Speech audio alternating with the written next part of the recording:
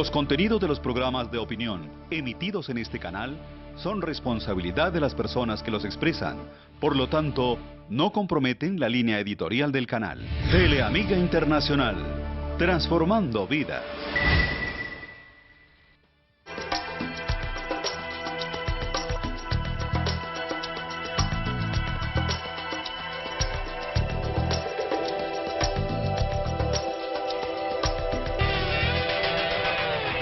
Buenas noches, bienvenidos a Mesa de Opinión.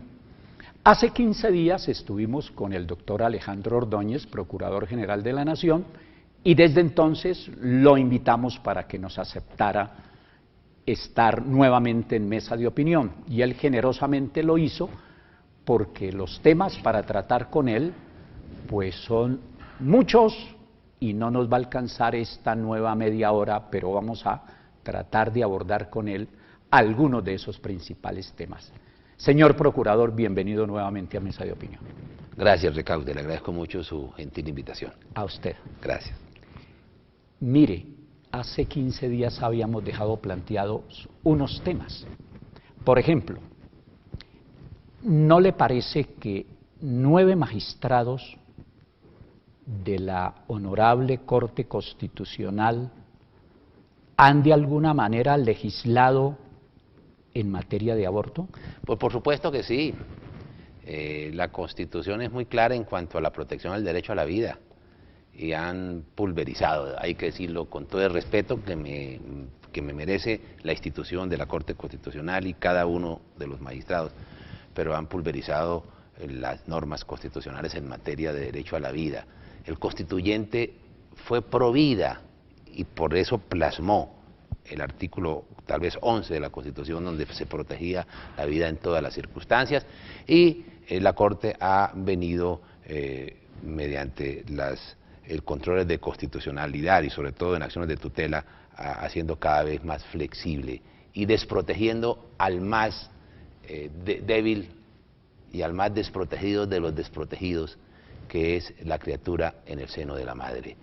Yo pienso que si hay algo que deslegitima un ordenamiento jurídico es la desprotección de los débiles, y el no nacido, el no nato, es el más débil de los débiles. Si uno quiere conocer qué tanta legitimidad tiene un ordenamiento jurídico, debemos investigar qué tanto protege la vida, y cuando no se protege la vida de los más débiles, ello es un grave golpe a la legitimidad de los ordenamientos jurídicos y una gran injusticia. Por eso me parece que en ese sentido yo soy más conservador que usted. Su concepto nuevamente sobre la muerte digna. Mire, la vida hay que protegerse en todas las circunstancias, eso ello está consignado igualmente dentro de nuestro ordenamiento jurídico, pero por vía de las decisiones de la Corte Constitucional se ha permitido que un ministerio profiera un acto administrativo donde se reglamenta la eutanasia, incluso desconociendo las competencias que tiene el Congreso de la República por corresponder ello a una ley estatutaria. ¿A usted qué sabor le ha quedado el caso Petro? Mire que yo tengo la satisfacción del deber cumplido. Yo cumplí con mi deber, cumplí con las obligaciones constitucionales, la Procuraduría tramitó un proceso, tomó las decisiones fundadas en las pruebas existentes allí, respetando el debido proceso y respetando el derecho de la defensa. La Procuraduría cumplió con su deber, las decisiones judiciales son muy respetables, no es de compartir o no compartir, producen plenos efectos jurídicos, pero la Procuraduría sigue creyendo que las decisiones que se tomaron fueron con fundamento en nuestro ordenamiento jurídico. Y si habría si me preguntan, lo volvería a hacer si se presentan las mismas circunstancias, las mismas realidades, las mismas pruebas, si me tocara hoy que fallar el mismo proceso, pues tomaría la misma decisión porque las realidades probatorias así lo señalaban. Y del hecho de que finalmente no se haya hecho la revocatoria del mandato, ¿también qué sabor le deja? Pues un sabor de que la institucionalidad quedó burlada por propósitos ajenos a la misma institucionalidad, al mismo ordenamiento jurídico. En ese sentido, entonces, ¿qué está pasando con la justicia en Colombia? Pues desde luego, a veces los excesivos garantismos terminan por hacer nugatoria la misma institucionalidad. Y del hecho de que se diga por amplios sectores de que la justicia está politizada y lo que pasó en el caso de la Corte Constitucional con el caso Pretel, que era como la corporación en la que más creía el país, ¿qué hay que hacer allí para recuperar la credibilidad en la justicia? Mire, usted me hace varias preguntas en una. Una, si está politizada. Hay decisiones, no se puede hacer una afirmación general, pero hay decisiones que, dijéramos, tienen ese sabor. Pero más aún que politizadas, ideologizadas en determinadas materias, hay más un sabor de ideología que un sabor de juridicidad. Es indudable que la credibilidad que se exige no solamente a la justicia, sino a todos los órganos públicos, a toda autoridad pública. Lo que pasa es que en la justicia es más sensible, pero la pérdida de credibilidad es hoy generalizada frente a todas las instituciones públicas. Si creemos en las encuestas institucionales que aparecen cada 2 meses, todas las instituciones, las que legislan, las que juzgan, las que administran, las que controlan, tenemos bajísimos índices de favorabilidad y altísimos índices de desfavorabilidad, que oscilan entre el 60 y el 70%. Eso es muy grave, porque eso quiere decir que la sociedad, que la ciudadanía no cree en sus instituciones. Y cuando eso acontece, pues estamos a puertas de una implosión de nuestra misma institucionalidad, con el necesario desbordamiento de los grandes temas y de la organización social. Yo pienso que lo que usted dice no solamente es predicable de la justicia, es predicable de todas las instituciones, incluidos a las instituciones que controlan, como la Procuraduría, como la Contraloría, o de todas las instituciones. Pero ¿cómo corregir eso? Porque ahora que estamos en un proceso de acuerdos que de pronto se van a dar y que no significarán la paz, si sintetizamos diciendo que la justicia es sinónimo de paz y que la injusticia es sinónimo de violencia, tendría que, entre tantas cosas que corregirse, esa sería una para poder llegar efectivamente a una paz. Sí, pero se está buscando el muerto río arriba.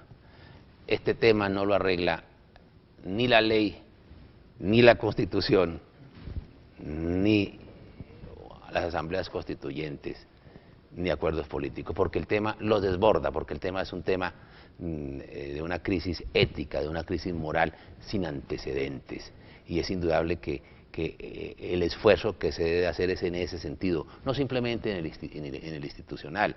Aquí no vamos a tener buenos ciudadanos, o no tenemos buenos gobernantes, no tenemos buenos ciudadanos, y no tenemos buenos ciudadanos sino formados en principios, en valores, con convicciones, ¿sí? En virtudes. Esa es la gran crisis de la sociedad.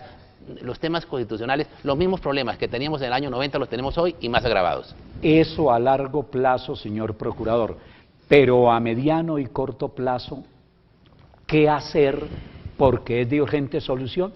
Después de la primera muy pequeña pausa, ya regresamos aquí a Mesa de Opinión.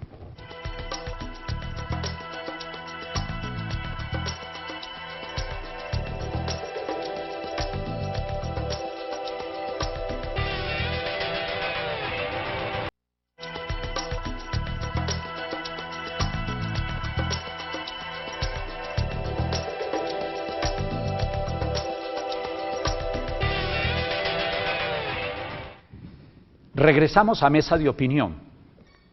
Para ahorrar el mayor tiempo posible, procurador, usted daba la solución a largo plazo de cómo solucionar el más agudo de los problemas de Colombia, pero que hay que hacer a corto y mediano plazo, porque es de urgente solución.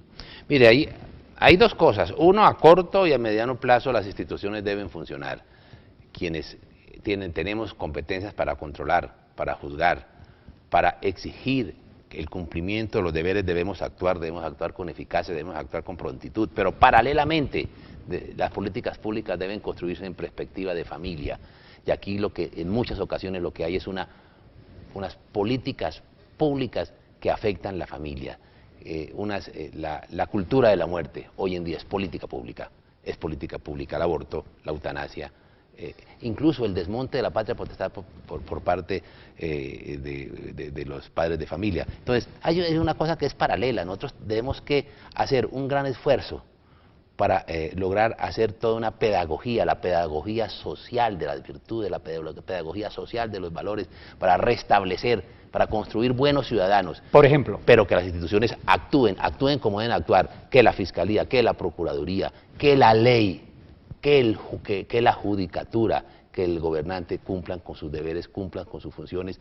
Y para ellos, con las instituciones, con las leyes que tenemos, podríamos funcionar si queremos, pero para eso tenemos que hacer toda una gran pedagogía y afrontar el problema por donde debemos afrontar. Pero, por ejemplo, procurador, con la adopción de niños por parejas gay, en eso también soy bastante conservador, no se está desconociendo la Constitución.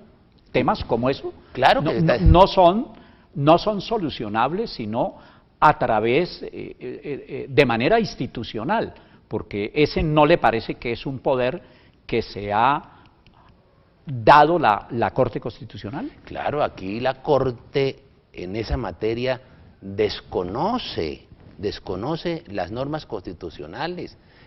Estamos frente a una reingeniería social contra nuestras tradiciones, contra nuestros valores, contra lo que hemos construido durante más de 150, de 180 años de vida republicana. Pero eso también exige una reingeniería, en sus palabras, constitucional. Pues desde luego, porque hoy en día, lo he dicho muchas veces, se lo repito acá, la Corte funge con poderes constituyentes, es un órgano constituyente de carácter permanente. Lo que usted habla de la adopción, eso es cierto. Hoy en día todo se permite respecto a la vida, respecto a la familia, respecto al matrimonio, respecto a los niños. Aquí se ha sacrificado el derecho prevalente de los niños. Los niños tienen un derecho natural a tener papá y a tener mamá. Para darle prevalencia a los derechos de los adultos, se están sacrificando los derechos de los niños y reconociendo el derecho natural que tienen a tener papá y mamá. En ese sentido, con su experiencia, usted lo sabe muy bien que a usted y a cualquier procurador lo elige el Senado de la República. ¿No le parece que usted no debiera, o cualquier procurador, disciplinar a los senadores que lo han elegido? Eso lo propuse yo, eso lo propuse desde mi primera procuraduría, pero eso no me compete a mí, eso le compete al Congreso de la República. Incluso está consignado en la Constitución del 91, en el artículo 177, numeral 6, usted que es profesor de Derecho Constitucional señala que la Procuraduría le corresponderá ejercer la función disciplinaria frente a todos los funcionarios públicos, inclusive los de elección popular. Yo estoy de acuerdo con lo que usted dice, al procurador no le correspondería ejercer la disciplina, ejercer ese control disciplinario, pero yo no diseño la ley, yo no diseño la Constitución, yo no diseño las normas disciplinarias, entonces es indudable que ello es materia para discutir por parte de quienes le corresponde diseñar las normas legales. Lo escuché en un foro que hubo en la Cámara de Representantes donde participó mi universidad, la Gran Colombia, en relación con el tema de la refrendación de los acuerdos y del plebiscito. Usted dijo allí, no ha existido en la historia de la República un intento de demoler la Constitución y destruir el principio de división de poderes como el que se bate con el acto legislativo y el plebiscito. Es cierto, lo reitero, el acto legislativo que está en trámite termina desplazando al Congreso de la República, le impide ejercer su función deliberativa. el gobierno, el presidente de la República tendrá el monopolio para presentar actos legislativos, tendrá el monopolio para presentar proyectos de ley, y con las investiduras que le dan, con las facultades que le dan, tendrá el monopolio para expedir leyes ordinarias sobre los temas que tengan que ver con La Habana. Pero más aún, se le está prohibiendo, se le está impidiendo al Congreso de la República modificar los proyectos de actos legislativos, los proyectos de leyes. ¿Y cómo se les prohíbe modificarlos? Porque cualquier modificación que ellos pretenderían hacer tiene que ser con el visto bueno del presidente y debe ajustarse a lo acordado en La Habana.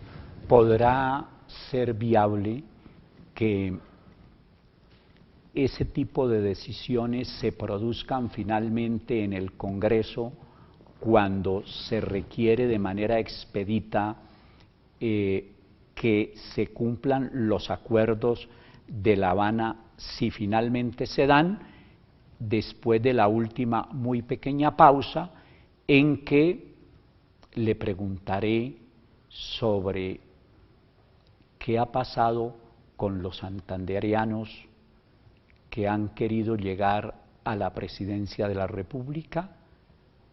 Ya regresamos a Mesa de Opinión después de la última muy pequeña pausa.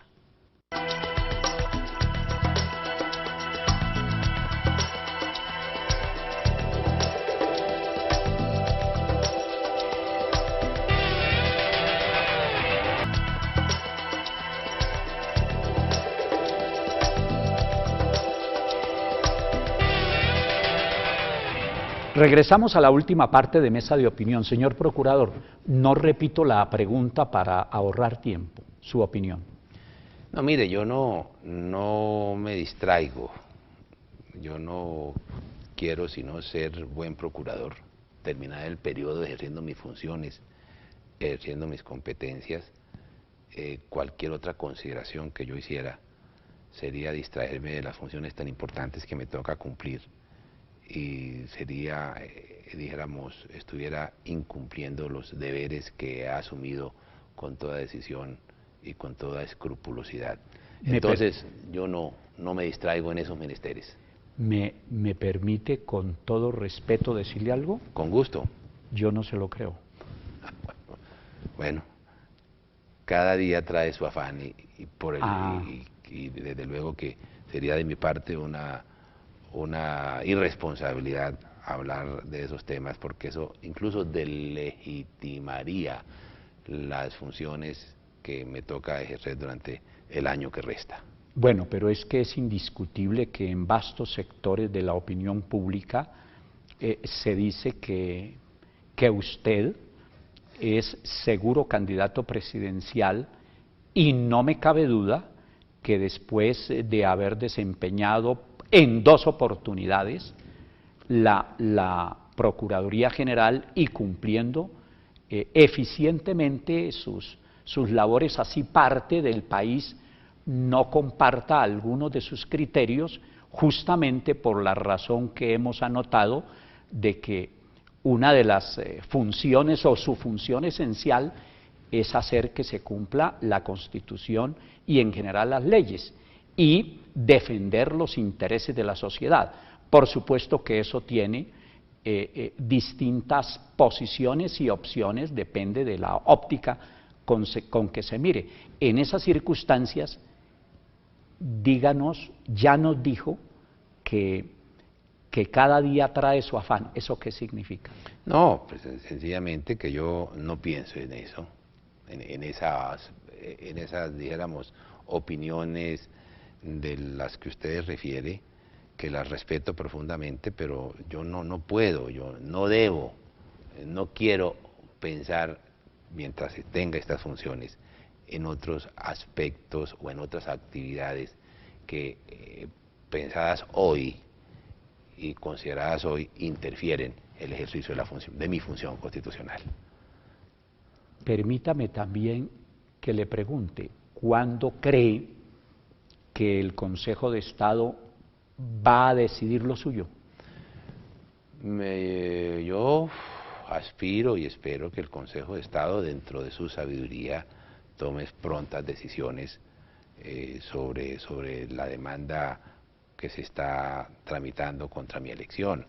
Confío en el Consejo de Estado, confío en su profesionalismo, confío en que va a ser impermeable a razones exógenas al proceso y dijéramos, tengo la serenidad y la tranquilidad esperando esa decisión.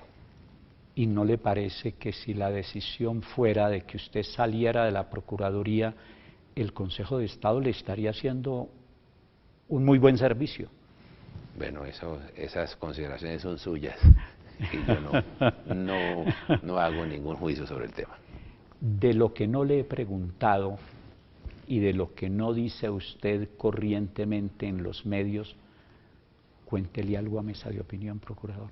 ¿Qué le puedo contar? Yo no tengo mayores cosas que contar, no tengo dentro de los temas estrictamente funcionales, pues hay que esperar las decisiones, que se tomen las decisiones en cada proceso, en cada actividad institucional, pero normalmente yo no doy chivas como algunos otros funcionarios se las darían. ¿Por qué? A mí me parece que ello implicaría siempre un irrespeto frente a los diversos intereses que uno tiene que definir, o diferentes situaciones que uno tiene que definir que afectan intereses y derechos de los ciudadanos. Entonces yo prefiero que cuando se tomen las decisiones, cuando se notifiquen las decisiones, estas sean conocidas para la opinión pública. Por supuesto, respetable señor procurador. Finalmente, ya viene Navidad. ¿Quiere enviarle a los televidentes de Mesa de Opinión un saludo de fin de año? Por supuesto. Mire, la Navidad y en nuestro país y en nuestras tradiciones es la fiesta que más impacta no solamente a los niños, sino a los padres de familia y en general a todos los colombianos. Allí siempre acudimos en torno al pesebre y ponemos a los pies del Niño Dios nuestras alegrías, nuestras lágrimas, nuestras expectativas y nuestras esperanzas. Entonces yo deseo que las alegrías, las esperanzas y las expectativas y los dolores familiares de cada uno de ustedes pues tengan un bálsamo en el pesebre, y las nacionales igualmente, para que desde Belén la luz del Niño Dios nos traiga la paz en los corazones y la paz también en la sociedad y en las instituciones. Sin Él no podemos tener la paz que todos los colombianos deseamos. Paz a los hombres, gloria a Dios en las alturas y paz a los hombres de buena voluntad. Lo dice no solamente el señor Procurador General de la Nación, sino un gran creyente. Le agradezco mucho por haber aceptado esta invitación en 2 oportunidades a Mesa de Opinión, procurador. Muchas gracias, Ricaurte, muchas gracias. Feliz Navidad desde ahora. Lo mismo a usted y a su familia.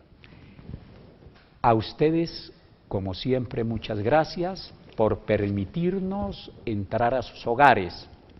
Para todos, feliz Navidad. El año nuevo se lo estaré dando dentro de 8 días. Gracias, feliz noche, que descansen.